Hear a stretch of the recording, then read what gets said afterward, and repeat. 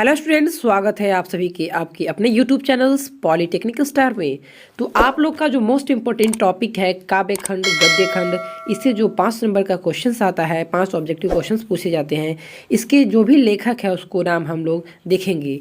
तो बिना देरी किए हुए अगर आप हमारे चैनल पर नए हो तो चैनल को सब्सक्राइब कर लीजिएगा। फ्री PDF नोट्स के लिए व्हाट्सएप ग्रुप ज्वाइन कर लीजिएगा, डिस्क्रिप्शन में लिंक दिया हुआ है या मैसेज मुझे कर सकते हैं, नंबर भी है। तो चलिए शुरू करते हैं आज के इस वीडियो को बिना देरी के हुए। काव्य खंड का जो पहला लेखक है, पहला चैप्टर से राम बिनु बिरथे जगी जन्मा तो ये है, इसके लेखक है गुरु नानक देव। तो आप इसे ऐसे याद कर सकते हैं कि राम के शरण में कौन हमेशा रहते हैं, तो गुरु नानक देव जी। दूसरा है कि प्रेम आईनी श्री राधिका रानी, इसके लेखक है रश खान। कौन है? तो रश खान। चलिए तीसरा देखिए, अति सुधो स्नेह को मार्ग है। कौन है? तो घनानंद इसके लेखक है। इस काव्य खंड के घनानंद लेखक हैं। अगर आपको नहीं आता है तो आप लोग इसे कॉपी में नोट कर लीजिए, फ्री PDF नोट्स आपको दिया जाएगा, इसका भी PDF नोट्स दिया जाएगा। इसलिए आप लोग व्हाट्सएप ग्रुप में ज्वाइन हो जाए और यहाँ से आपको 5 नंबर पक्का हो जाएगा अगर सारे लेखकों का नाम आपसे याद हो जाता है तो। और चलिए तीसरा देखिए, अति सुधो स्नेह को मार्ग क्या है? तो घनानंद ने इसे लिखा है। चौथा है कि स्वदेशी, स्वदेशी को प्रेमघन द्वारा रचना की गई है, स्वदेशी को। पांचवा है भारत माता, तो भारत माता जो है काव्य खंड, इसको सुमित्रा नंदन पंत जी द्वारा लिखा गया है। चलिए अगला छठा देखिए, जनतंत्र का जन्म। अगर आपको अगर नहीं पता है तो इस सभी को एक जगह कॉपी में लिख के याद कर लीजिएगा। मैं फ्री PDF नोट्स आप लोग के लिए प्रोवाइड कर रहा हूँ। जो भी आपको नोट्स नहीं मिल रहा है तो आप मुझे मैसेज कीजिए, आपको मिल जाएगा। तो जनतंत्र का जन्म जो है रामधारी सिंह दिनकर जी द्वारा लिखा गया है। सातवां है कि हिरोशिमा, हिरोशिमा जो है शाही बादशाह अज्ञेय द्वारा लिखा गया है।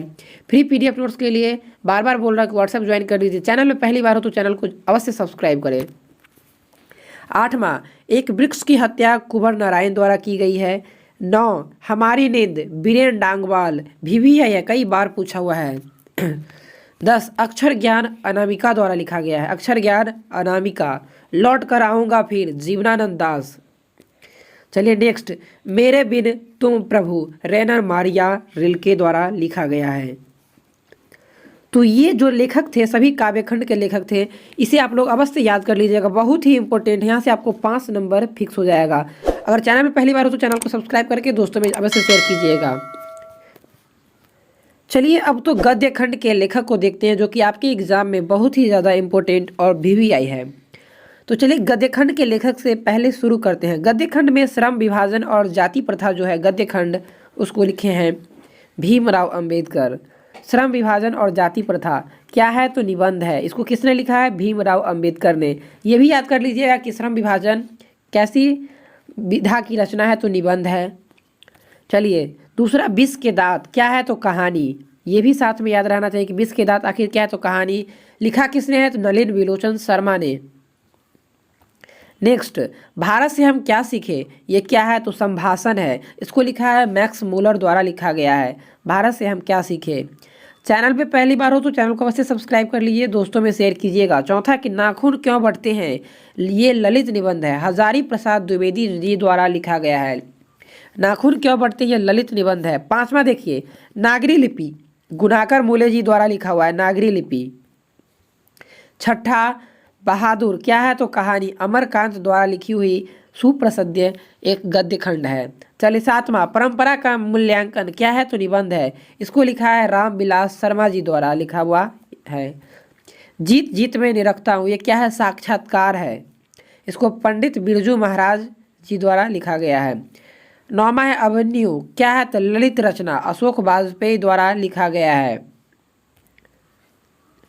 10वां है मछली, कहानी है, किसने लिखा है? तो विनोद कुमार शुक्ला। VVI है मछली, इसको याद अवश्य कर लीजिएगा।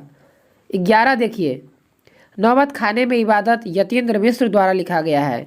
क्या है ये? व्यक्ति चित्र। शिक्षा और संस्कृति क्या है? तो शिक्षा शास्त्र, किसके द्वारा लिखा गया है? तो महात्मा गांधी द्वारा। आशा करती है आपको ये वीडियो बहुत ही आपके लिए हेल्पफुल रही होगी। अगर चैनल पे आप नए हैं तो चैनल को सब्सक्राइब करके दोस्तों में शेयर कीजिए, व्हाट्सएप ग्रुप में ज्वाइन होना ना भूलिएगा।